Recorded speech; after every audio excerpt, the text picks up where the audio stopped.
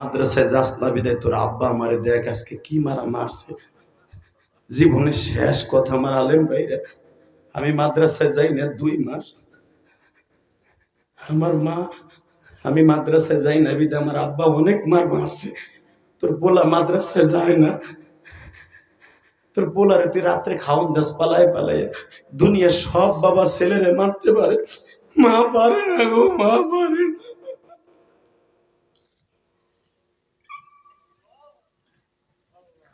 আমার মা আমারে পালাই পালাই খাওয়ান দেয় বিদায় আমার মায়ের অনেক মারছে আমার আব্বা আসরের রক্তে। আমি যখন রাত 10টায় আইছি, আমার মা আমার এই হাতের কাপড় উঠে কয়, দেখ তোর আব্বা কি পিটাইছে আমারে। তোর যদি আরো মাইর দিতে মন চায় তুই দে, তোর আব্বারই দিয়ে আর মায়ের খাওয়াইস না। তুই মাদ্রাসায় না গেলে আমার কালকে সকালে আবার মারবে। আমি বললাম, মা ও মা, আমি আগামী কালকে সকালে মাদ্রাসায় যাবো।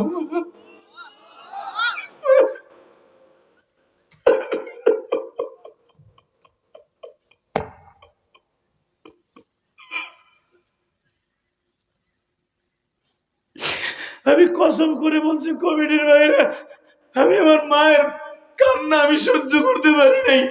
আমি মায়ের অনেক ভক্ত ছিলাম আমার নবীর মতো।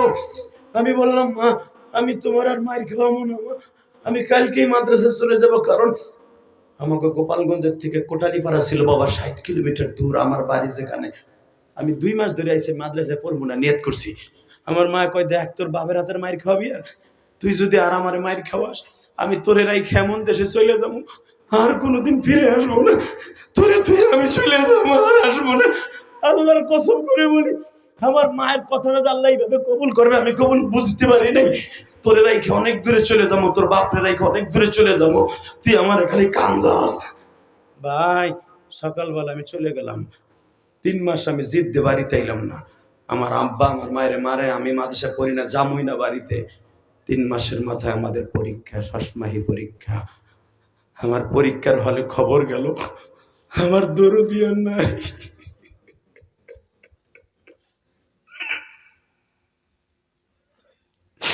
কানে ডাকবো মামা বলে, যুবক তোর পাও ধরছে এখন কানবি, তোদের যাদের মা আছে চিল্লাবি আর কানবি। এই সম্পদ আর পাবি না ভাই, এই সম্পদ পাবি না। যার চেহারার দিকে একবার তাকাইলে কবুল হতে 7 লাখ টাকা 10 লাখ টাকার একটা কবুল হতে সওয়াব পাবি, এটা চলে গেলে আর পাবি না।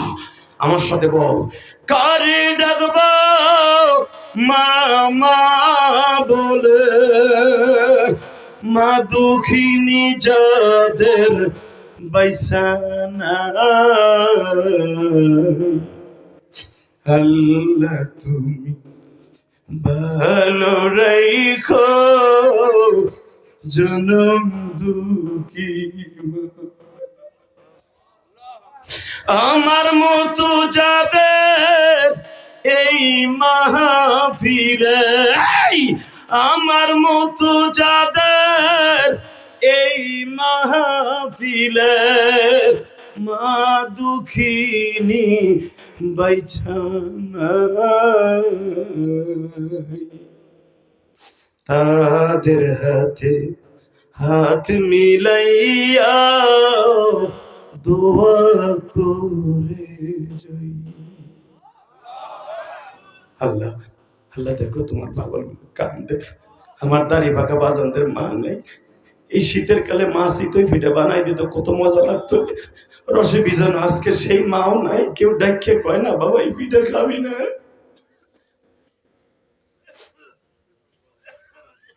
আল্লাহ আমার নবীও কানছে, আমিও কানছি, সভাপতি কানছে, কমিটির ভাইরা কানছে, দাড়ি বাঁকা বাজানরা কানছে।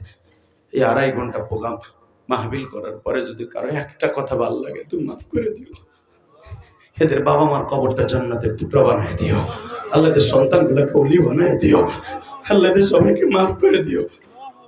একটা ছেলে আমার অনেক ভক্ত, দাম্মাম থাকে, কি জানো না, লাল মেয়া, যে 40,000 টাকায় মাহফিলের জন্য দিয়েছে। কই জানি তুমি, দাঁড়াও, এই মাহফিলের জন্য এই প্রবাসী কষ্টের টাকা দেখো। আরে দেখলে বোঝা যায় না যে ও এত ভক্ত, আমার এত ভক্ত।